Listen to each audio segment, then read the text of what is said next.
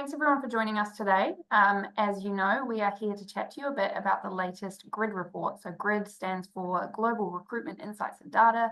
This is research that Bullhorn does every year to understand a little bit more about what happened last year and what we can expect in the year ahead across the recruitment industry. So I'm very excited to be talking to you about this today. Before we get started, a little bit of housekeeping. As always, with all of our webinars, we record it and we will share out the recording of it afterwards.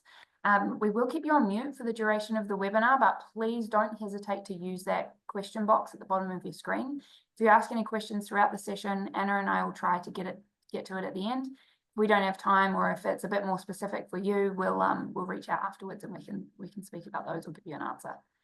So without further ado, we will do some introductions. So for anyone who doesn't know me, my name is Megan Lynch. I'm a customer success manager in the enterprise team here at Bullhorn. I'm based in Sydney. I've been with Bullhorn for the last 3.5 years, looking after our top accounts across the APAC region to make sure that they're utilising Bullhorn as best they can. And honestly, just a self-confessed data nerd. So I love getting involved in these grid surveys, understanding what the data is, and then being able to come here and present them back to you. So pumped to be here today. I'll pass it over to you, Anna, for your intro.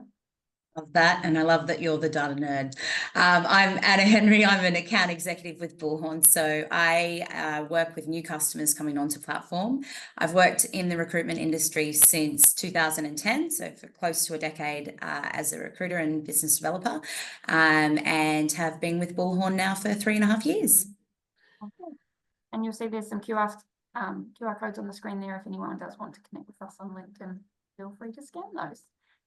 But we'll jump into the data. So as I said, the GRID report, we release this every single year, and it's insight into what's going on in the industry. So we go out, to give you a bit of context, we go out to a very significant number of recruitment agencies across the globe. And as part of this, we make sure that we have at a minimum 100 respondents from each of these categories listed out here. So we go out to a bunch of different regions, a bunch of different verticals, and also different staffing types. So it is quite a diverse subset of data that we're presenting to you. I also want to call out, for the sake of today's webinar, because it is an APAC specific audience that we've got, we've filtered this data down to APAC specific data. So we have ruled out those other regions, but we've included all of the verticals and staffing types that we went out and spoke to. So some local data insights that you'll be getting from us today. So some common themes that I think you'll see across today's presentation is what we're seeing is successful firms are very confidently automating different parts of the recruitment process to drive up their efficiency. To no surprise, they're also doubling down on this by deploying AI where it makes sense and where it matters most to be able to drive competitive edge. And what we're seeing is a pretty tough market, and I'll get into the market sense in a second. But also worth noting, in this new world of tech, we're also able to work with talent in way better ways. There's some really exciting insights about how we can meet talent where they want us. And finally, there's quite a cool trend around what we're seeing agencies doing to stay ahead and get a bit more of a competitive advantage in a tough market that we're working in. So we'll dig into that further down the line, but just an overview of what you can expect today. Like I said, I'll start with the economic outlook, because it's an interesting state of the market that we're in at the moment. So overall, when we went out to agencies, those in APAC told us that they're actually feeling pretty optimistic about the year ahead. A majority, nearly 70%, told us they're anticipating their revenue will grow this year, which if you looked at the data when we were presenting this time last year, it was not quite so optimistic. So we are actually quite pleased to see this uptick. The green shoots are definitely presenting themselves, which is exciting.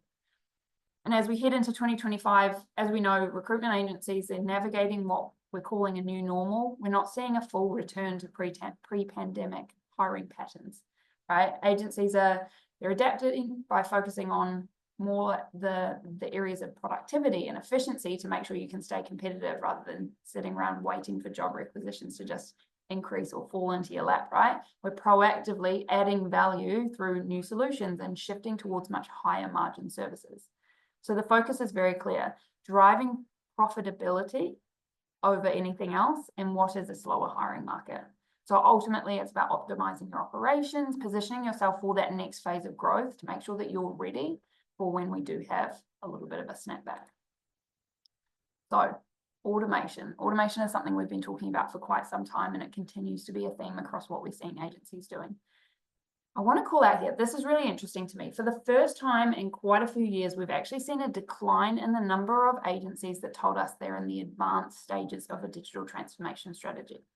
So every year we go out and we say, okay, in terms of the digital transformation journey that you're on, everyone's on one, let's be honest, where are you at? Are you at the early stages? Are you more advanced? And 2-3 years ago, we used to have a lot of people telling us we're advanced. But back then, when we spoke to them, the definition of being advanced in your digital transformation journey was we're a fully paperless office. We don't even have a printer. We're starting to automate things. We're so advanced. And the goalposts have completely shifted, right? Candidate and client expectations are rising because of this change in pace is one part of it, but the promise of AI is just raising that bar so much further and further and further away.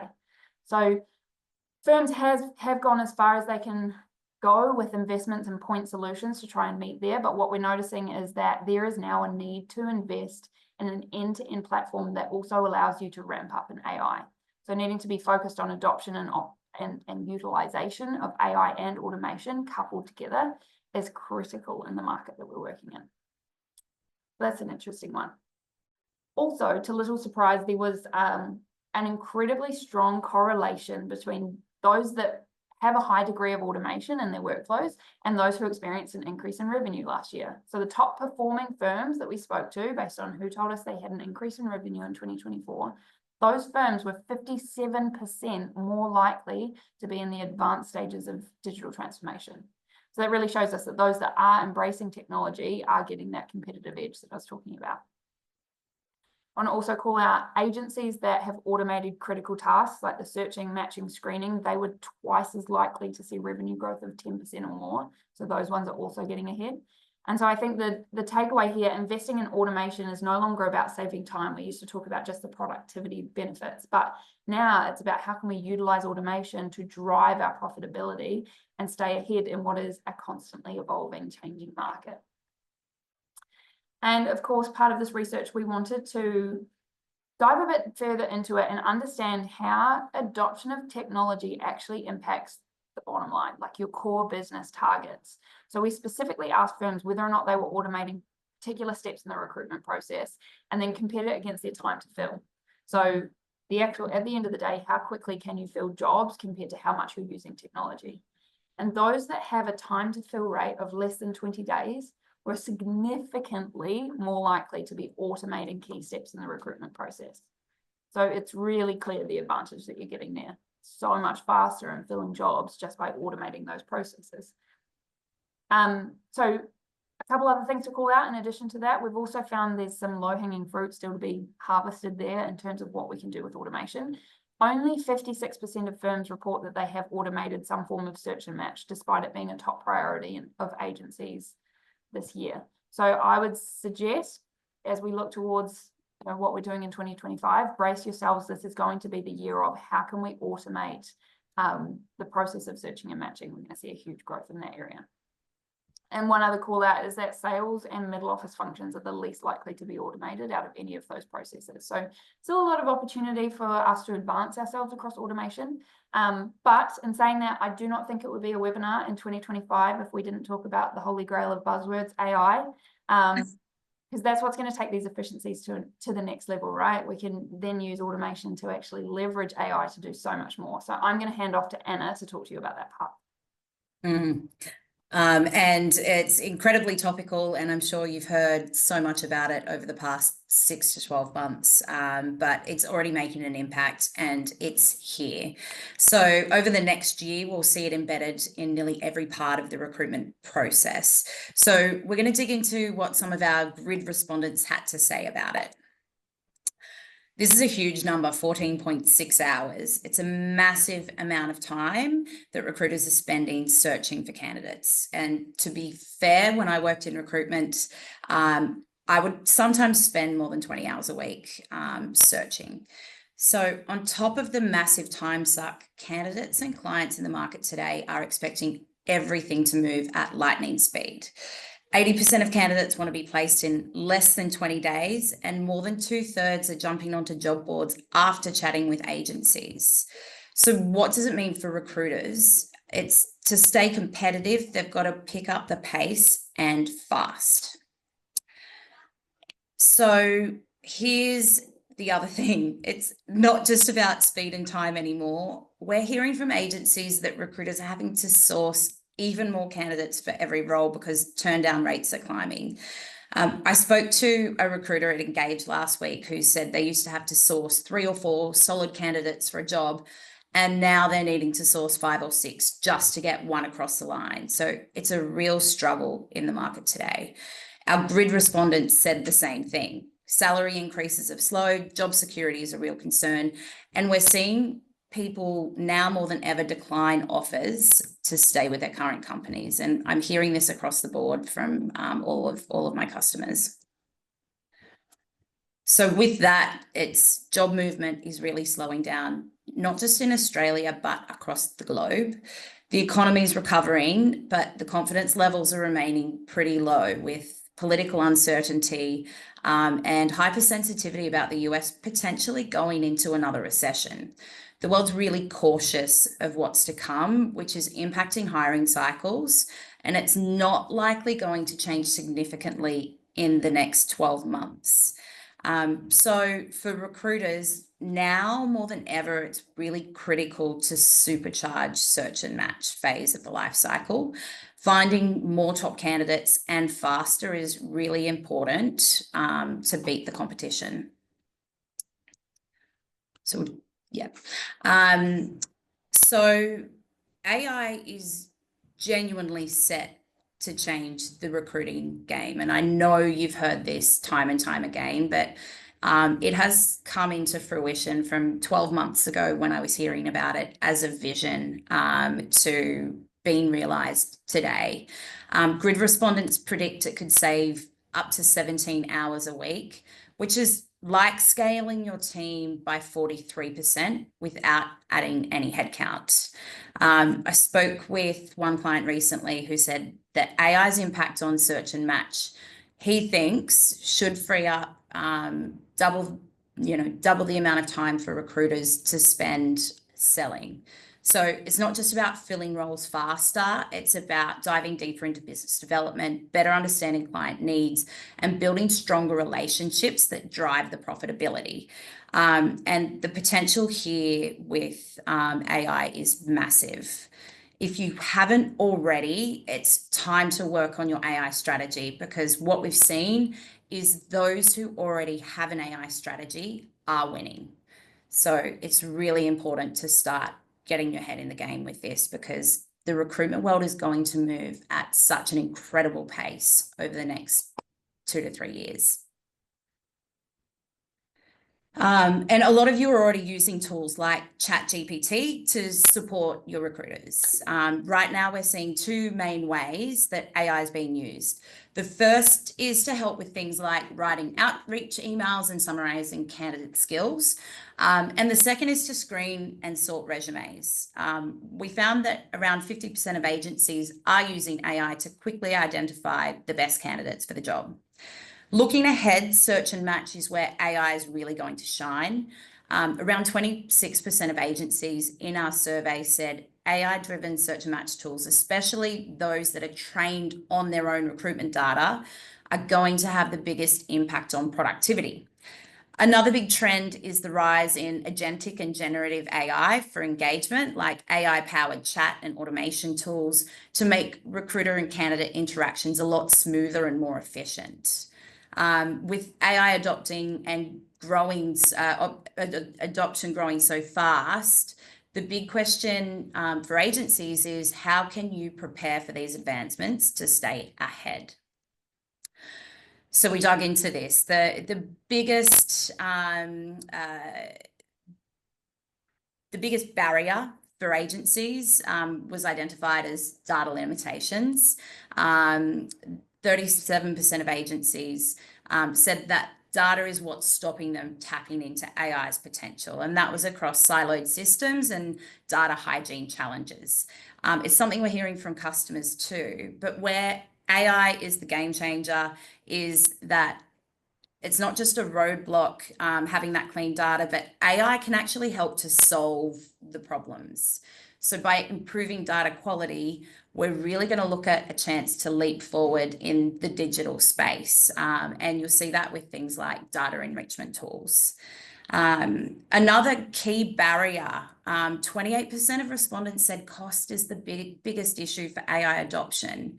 But if we think about the value of that time saved and the efforts going into more money-making activities, we've got to shift that thinking from cost to investment. With the right data, AI can dramatically improve efficiency and productivity. And one of my clients implemented text kernels search and match, which incidentally Bullhorn acquired a few months later. He reported to me 20-fold return on investment within the first month of implementing TK. It was insane, the amount of candidates he reported to me. He made 3 placements in that first month with candidates that he said he would never have otherwise found in the system. So it just goes to show that these tools can add a huge amount of value to your business. And he's about 8 months in with TK, and he's winning big from last year breaking even to now flying pretty high in this really tough market. So yeah, it's time to really start thinking about what next. But we'll move on to talent experience. So talent expectations have never been higher, and I think this was a big trend that we were hearing last year, and it's continued this year. Agencies need to create really engaging, seamless experiences for candidates at every touch point, and they've been doing this, but we'll look to how we can continue to improve on this. Those who leverage automation and AI are 75% more likely to place candidates in under 20 days. And if we think back to the earlier stats, we were hearing that the expectation of 80% of candidates is that they want to be placed in under 20 days. So this is really improving that experience. The data shows that the firms that are really excelling in speed and efficiency rely heavily on technology to optimize workflows. Those who have automated key tasks or integrated AI throughout the processes are 4 times more likely to achieve that benchmark. So pretty impressive on that side of things.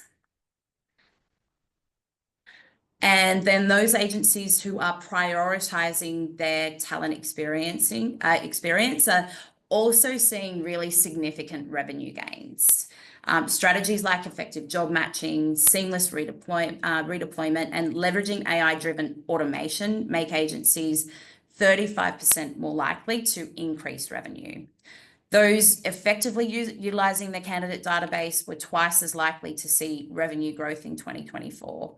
So there's a really clear takeaway that a strong talent experience fuels business success, and AI is only going to accelerate these advantages.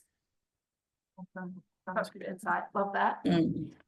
We are almost wrapping up, but there's one last piece that I want to finish on, and that was, like I said at the start, there was a really interesting trend that we found in this year's data. So one strategy that was common amongst the most successful agencies that we spoke to this year was shifting their focus towards higher margin projects and putting a bigger focus into the actual client relationships and being more deeply embedded within those clients that we're working with. So we were able to capture data on, okay, if you're looking to diversify, then where are you taking your business? And what was quite interesting is that consulting and project management were right at the top of the list. I think what's important to note about that is those are both engagement types that, like I said, they build deeper relationships with your clients. You embed yourself well within those clients, often being on site with them. So it gives you a front row seat to understanding exactly what your clients need. What are they up to? What's their business doing? And what projects are coming up next? So it's a level above that standard recruitment process that we've been operating in for quite some time. These sorts of business lines, they can manage a project, staff a project, and add on much more valuable, higher margin services on top of what we would just usually do, which is that recruitment piece, right? Which really drives your profitability and deepens those relationships, like I said. So this is quite a cool little trend that we're seeing here. And so we saw this theme pop up throughout the responses. We went back and compared it against those who are diversifying against their performance that they had in 2024. So of those that are looking to do this, it was quite clear that this long-term strategic thinking is definitely paying dividends when it comes to the revenue gains. You can see from the data here, the green reflecting those who have increased revenue across all the areas in which they've been diversifying into. So I think this is quite a clever approach. More and more here, we're hearing that there may not actually be a traditional snapback, rather that we will see gains this year that might then plateau out into what we're calling a new normal. So we do have fewer jobs than we had pre-COVID, but there is still a lot of opportunity, particularly in those specialized niches and skill areas, right? So firms are more and more understanding that and playing to their strengths and targeting their resources where they know they can play and win. When we do see an uptick, they can be positioned in those niche areas to capture the growth. And so incidentally, doing the kind of data cleanup that's necessary for search and match will also allow everyone to deploy AI and other analytics tools to actually empower themselves to make these sorts of strategic decisions for their business about where they can target the resources and deepen their expertise. So that's my final little tidbit. We have come to the end. We've got a little bit of time for questions, so we might dig into the Q&A box to see what questions we've got sitting here. Take a look. Someone's asked about the data that we went out, like who we researched, and it's across all roles. So we went out temp, perm, contract roles. It's across quite a wide subset of data there. So this includes everything. The only part that we've narrowed down for this particular subset that we're talking about today is it's APAC specific. So we've ruled out other regions around the globe, and we've just looked at APAC for today's sake. All of this information is available on our website though. So if you look up the grid survey from Bullhorn, you can filter down based on different areas. If you want to look particularly at the temp space, or if your business is also operating perhaps in the UK or the US, you can also narrow down the data if you're curious on what's happening in those parts of the world. Someone else asked, looking ahead, what are the biggest challenges that firms will face as they continue to adopt and scale AI and automation within their recruitment process? That was an interesting question. I think data quality is going to continue to be a factor that hinders us when it comes to AI adoption. But in saying that, firms have just constantly been chasing this, like, what's the perfect database look like? It doesn't exist. In reality, let's be honest, it doesn't exist. So we can just continue to be the absolute best we can. I think a mindset of constantly prioritizing having a tidy database, not necessarily chasing the perfect database, that's going to make a huge difference when it comes to actually implementing AI tools, because please do not expect your AI tools to actually work seamlessly anyway if you don't have any clean data for them to actually leverage for all of that anyway. Yeah, and on top of that, I think it's really, really important if you don't have best practice across your organization with utilization of your database, it's really important to start to think about that now and work with your teams to work in a streamlined way that they use the system. Those who are using automation today know that that's incredibly important,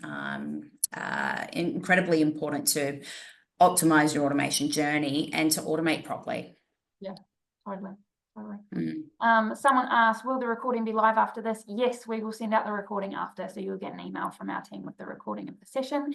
And also asked what tools are currently available in Bullhorn in terms of AI. Well, we have way too much to cover in the next 5 minutes anyway. I'm going to point you towards your Bullhorn account manager, so please reach out and have a chat to them about this. But lots of different areas that we're developing in. Search and match, screening agents, data enrichment, and of course our AI assistant that we've been working over for quite some time. Those are all areas where there's huge amounts of development and really exciting cool tools. I would love to just talk for the next 5 minutes about it, but that's not what you all came for, and I will push you towards the account manager for a more specific discussion. All right. Okay. Any other questions? I think that's it. It's come through. Any others that we've missed, we might get back to after the webinar, if that's okay. Perfect. All right. Well, thank you so much, everyone, for attending. Really appreciate your time today. I hope it was valuable, and please feel free to send us on some feedback if you have any afterwards. Thanks so much, everyone. Everyone.